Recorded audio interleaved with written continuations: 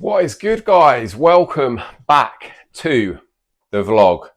Hope you're enjoying these, by the way. Definitely, I keep forgetting to take, every time I've started recording one of these recently, I've forgotten to take the coffee cup downstairs. So here we go. Let's do this.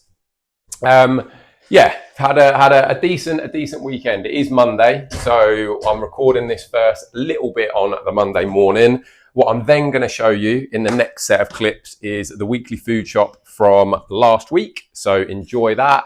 There's a little bit of a competition if you watch to the end. So enjoy yourselves when you're taking part in that. Yeah, decent week overall. So the weight side of things has been much more stable this week. Not really seen too much movement at all, which, you know, sometimes is actually really nice. As I say, I was about 1.5 pounds up from pre-holiday. So to see the weight pretty much stabilize is a really good thing. And I wouldn't be surprised if that means Christian gives me a little food bump. So we'll see what happens when the check-in gets sent and replied to tomorrow. Obviously, pictures will follow, and I'll do the next part of this after. So what you'll see next, as I say, is the food shop, and then at the end of the food shop, I'll close off the video with the check-in reply. So yeah, hope that's all good, and everything else in there you'll see is going to be decent. It's been a good week, as I mentioned. Like the weather's been atrocious. That is the one thing that hasn't been so good. There's been pockets of half decent weather, like the sun is shining now and it's fairly blue, so I may actually try and get out for a little bit of a walk soon, because although saying that, there are some rain clouds up there. We'll see because it's been a bit tricky getting the steps in this week. That's probably the one thing that I have struggled a little bit more. Training's been fantastic, food's been on point. It's just been those steps that have lacked a little bit, and primarily weather based. Like I much prefer to do my steps outdoors. I have got the walk pad upstairs, so there are times where I will just jump on that, you know, particularly if I'm watching a webinar, if I'm doing a bit of research, if I'm watching something educational, you know, I'll just jump on the walk pad while I'm doing that, and it's quite a handy thing to have. But I would far rather be outside. I'd far rather be in the sunshine and, you know, making the most of the fresh air, other than just staring at my laptop all day long, because it gets enough eyeballs on. But yeah, other than that, like I say, it's been a good week. So enjoy this next little part, which is the weekly food shop, and then I'll be back again post all of that once Christian's got back to my check-in, once I've sent that across tomorrow. All the physique updates as usual, and I'm pretty happy with where things are at this week, just as a little bit of an advance notice. So yeah, look forward to that as well. But a little bit of a competition in the next bit. But anything else, any questions, let me know. But enjoy the food shop and the little bit of unpacking. What is good, people? We are on the way to do the weekly food shop. So I'm gonna take you along for the ride. First things first, get out of the drive when you've got neighbours that have got a million cars on their drive and parking not in the most ideal way possible. But yeah, we're on the way to the supermarket. Lidl is the supermarket of choice, which is just down the road from us, which is really handy. Probably the cheapest supermarket. I always used to like shopping at Aldi when we were back in the UK. You do get Aldi in France, but it's nowhere near as good as the UK, whereas Lidl is much more comparable.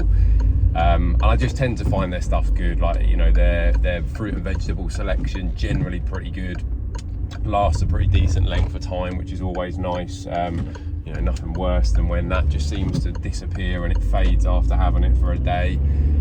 Meat and fish selection also pretty good and not crazy priced. Meat and fish and fresh stuff is definitely getting more expensive at the moment, but yeah, on the whole, you know, we've got all the good stuff in there. And you can't beat that random shit aisle. So, you know, you go in there, you think you're going in there for your standard weekly shop, you come out with a tent, a fucking lilo, and God knows what other power tools that you're never going to use, but always fun to have a look, right? So anyway, we're on the way.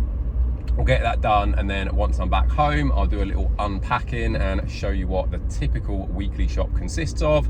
as well as the rough price. So hang around if you want to know roughly what we spend on food a week.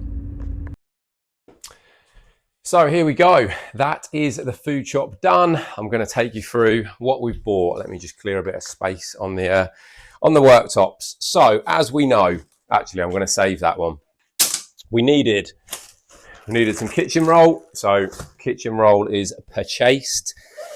We have then got some of the staples. So in here we've got plenty of chicken breast, 4 kilos, because there's a little bit of flavored stuff there as well. We have got some hummus and some olives. I don't know if I'm going to show you all of these directly to the camera, but we shall see. I've got some grated carrot and some cubed beetroot because they go fantastic on salads. We've got some gnocchi because Louis is absolutely loving it at the moment, and one of these like Spanish tortillas, really, really good with a salad as well. A little bit of margarine because we needed some of that, and some frozen fruit because frozen fruit is the goat when it comes to making overnight oats. So frozen fruit goes in. Also fantastic if you're making and taking stuff out. Like when I take yogurt out, I tend to put frozen fruit in it because it helps to keep it a bit longer. A little tip for you there. Some Greek yogurt and some 0% yogurt. I tend to mix those together when I'm making my yogurt. So that is a lot of the chilled stuff done. We've also got some ham and cooked chicken. Tend to have those for breakfasts, or again, if we're out and about and some people want some sandwiches. The classic fajita kit, because everyone loves a fajita. 85% dark chocolate. This stuff is absolutely amazing. Again, in the overnight oats. Superb. A few bits and bobs in here for Louis. So we've got some, these are called like compote in French. They're just like fruit in a pot, really handy to take out. And we also take some of those to the childminder. Some yogurts. So these are some strawberry ones. There's some apricot ones in the cupboard, and a little bit of a treat for him. Some chocolate ones in there as well. Plus, for now, just one of his little meals. This is a little couscous pot. He loves spaghetti bolognese, but they didn't have any spaghetti bolognese. So that is what we're there. This was a little freebie. This is a little brie focaccia that I may well have with my lunch. We shall see. And then another little thing for Louis. I didn't want the chocolate of this. This is like, effectively, this is like powdered oats. Can make it into a little porridge for him. I didn't really want the chocolate one, but they only had the chocolate one. So for now, I've had to get it because we've completely run out. But I might well pop to another shop a bit later to grab him some. They do like a plain one, which we prefer to give him, and then we can mix in like some banana or something. So I might have to go and grab that. Spaghetti, because I'd run out of that. Some pesto, an absolutely massive jar, because Lidl knows the deal. Crunchy peanut butter, has to be crunchy. Can't be dealing with the smooth stuff. That goes fantastic in my yogurt at the moment. Carrots, got to get your veggies in. Lara needed some thingies, makeup wipes, a little bit of coffee just because it was on order. I don't actually normally buy coffee from there because I've got this place here, Brûlerie Chapragne, the best, the absolute goat. It's in the town that we live. Phenomenal coffee, so I feel like I'm cheating on them a little bit, but needs must. Some bread. Louis is loving a bit of toast and scrambled eggs in the morning at the moment. Lots of fruit because we all eat a lot of fruit in this house. So loads of bananas. Louis is big on a banana. It's actually one of his first words, nana. And he does mean it as banana and not nana as in grandma. A mango. Love a bit of mango. Tomatoes. Cherry tomatoes in here. Kiwis in here. Nectarines are another absolute firm favourite of Louis, so we always have to stock up on the nectarines at the moment. Mushrooms, some eggs. Didn't need too many of them, so we already had a few there. We've also got a pineapple, some salad leaves. There is an iceberg lettuce in here somewhere as well. Peppers. Again, fantastic, very versatile, and the iceberg in there. We've also got cucumber, Louis is also a big fan, but again, fantastic in the salads. Some spuds, just always good to have. Avocados, again, always good to have. Some lemons and some limes, because I'm going to make some homemade lime pickle. I'll show you that at some point in the recipes as well. And lemons, because I like to have lemon in my evening drink, my evening hot drink. So lemons and limes. Lara wanted a bottle of rosé, so a bottle of rosé it is. Also, because I'm that kind of guy, Lara's got some flowers. I do tend to buy her flowers once a week, if I remember. So that is all from a food point of view. And then because we know we can't go in there without a random shit aisle taking over. Some super glue, always handy to have. And these bad boys, which are those things that go at the bottom of a shower, like a shower door, because ours are starting to get a bit worn. So a couple of those badges in there as well. But that is the food shop. I think that's everything. So guesses in the comments as to how much this was, and I'll update and I'll tell you in the next video. So let me know how much you think. That's a fairly typical weekly shop for us. There's possibly a little bit less meat and fish. Sometimes we need more, sometimes we need less, depending on what we have. I couldn't get any beef mince today, but we have got some in the freezer. So usually there might be a bit more beef mince. Salmon I bought the other day, so we've got salmon in the freezer as well, so I didn't need to buy that. Again, sometimes it can vary. We might need to pick up other little bits for the house. But yeah, let me know what you think. Like, give me a range, say, you know, between X and Y is what you think roughly the weekly shop costs. And yeah, I'll confirm it next week. So here we go. Part 2. I hope you enjoyed the little food shop. Yeah, make sure you get those guesses in terms of cost. And I will update you with the price next week. So check-in sent, check-in reply received. Just trying to pull out of this gym car park where there's bloody one car that's parked literally right next to me. So I've had to squeeze in like a fool, and then a massive, like one of those big car lorry things right outside the junction. So anyway, check-in sent, check-in reply received. This is why coaches are very, very valuable. So I think I mentioned in the first part that I wouldn't be surprised if changes were made, food was given a little bump, given that weight hadn't really changed too much. No changes. And to be honest, I you know, like there's like, you know, definitive reasons for that. Like there comes a little phase when it comes to lifting, and like when you go through phases of growth, phases of fat loss, there's like a real sweet spot at one point, and that little sweet spot, it probably only lasts for a few months, but it's the most productive when it comes to progress. And I'm right in that, you know, it's where you've been at a lean point, and when you get really lean, typically food's getting pushed down, like cardio's probably getting pushed up, energy levels aren't the best, it's not the easiest to get pumps and stuff in the gym, just progress is hard to come by. At the other, like the opposite end of that, like at the sort of peak end of a growth phase where body weight's high, body fat's pretty high, it's much easier then to be putting on body fat, and you know, the majority of the weight that you gain when you're right at that peak is going to be body fat rather than muscle.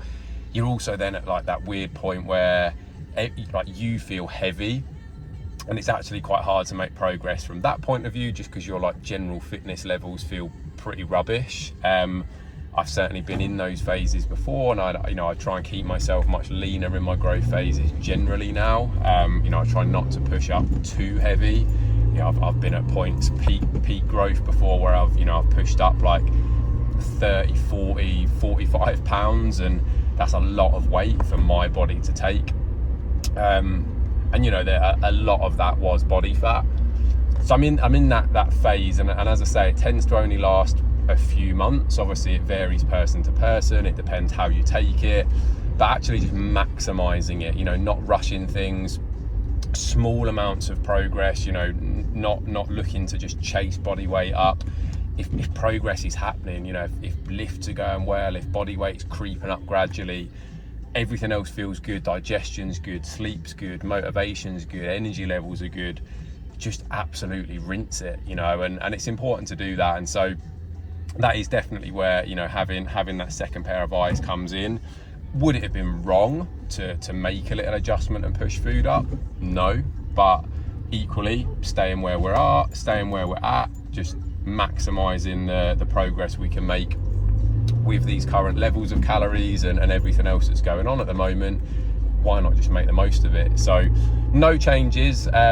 Physique shots I will post up, as again I think I mentioned in the first part of this video. Pretty happy, you know, with where these are at. I've got that really nice balance at the moment of the fullness of being like lean, like not being crazy lean, but like being fairly lean, being full, just feeling good. And something else I mentioned to Christian in my check-in as well, I've never been a particularly vascular individual. Like I'm not blessed with like really veiny genetics, you know. I haven't really experienced in the past like having all of the veins popping and stuff. And actually some of that does come down to having not ever had massive amounts of muscle.